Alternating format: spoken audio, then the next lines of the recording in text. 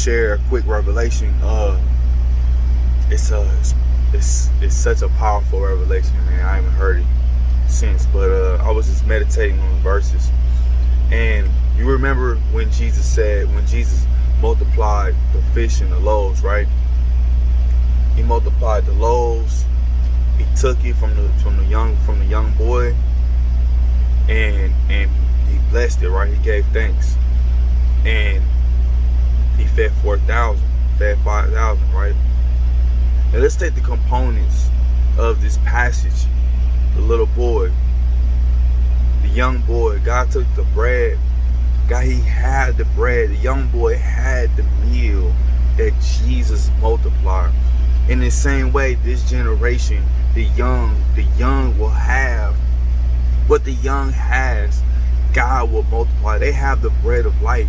They have the tools. They have what God is going to use, what Jesus is going to use to multiply.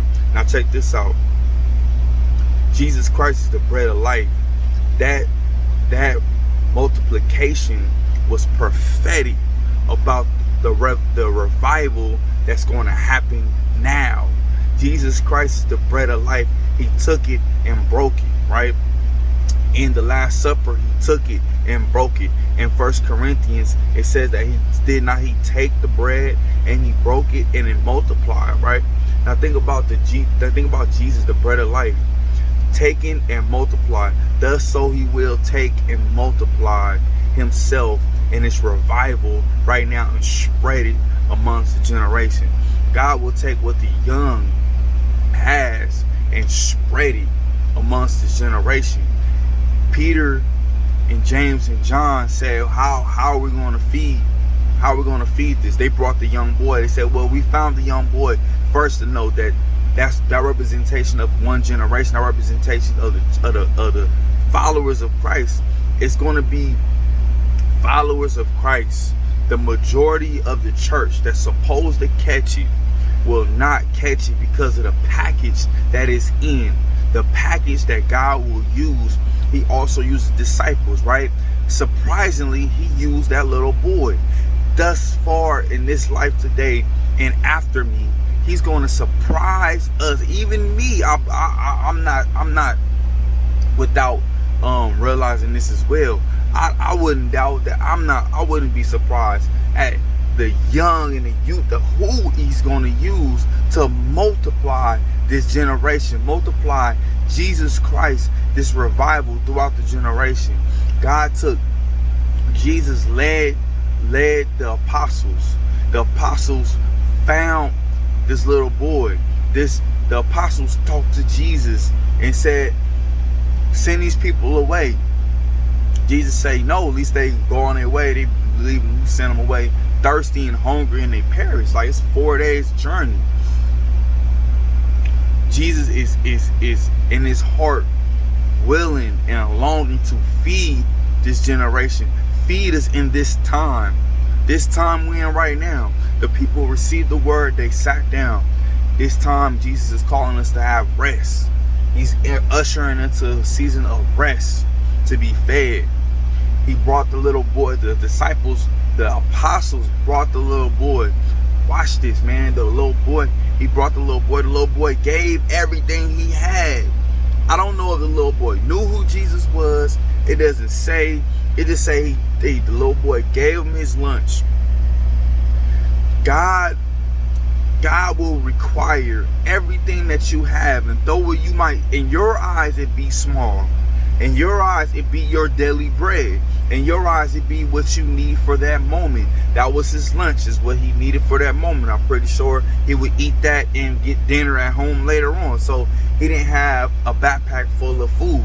He had his lunch that was going to give him sustenance for that. It was going to sustain him for that period of time. We have what we need, what we think we need for this period of time. We might even have received it from the Lord. And that's what's going to shock us. God will require, he will ask us of that. And those who have faith, it will be those who have faith that will say, Lord, I don't know, I don't have anything else, but I'll trust you with this. I don't have anything else. Sometimes it's a struggle. Sometimes it's a wrestling in your mind, and then you come to that faith. But nevertheless, you somehow, some way, you give it to the Lord, and He multiplies it. God will multiply what you have. God is multiplying Himself throughout this generation. God is going to multiply what you have if you give in faith. And this ain't a message about giving. This is a message about when we come to Christ, we die. And we find ourselves to be alive through and by Him. Galatians 2:20. By and through Him. God will multiply what we have. God will multiply. He's the bread of life. He will be broken and passed away. Don't be afraid to split up what God has given you. Don't be afraid to break up what God has given you. Even though He has given it to you, don't hold on so tightly.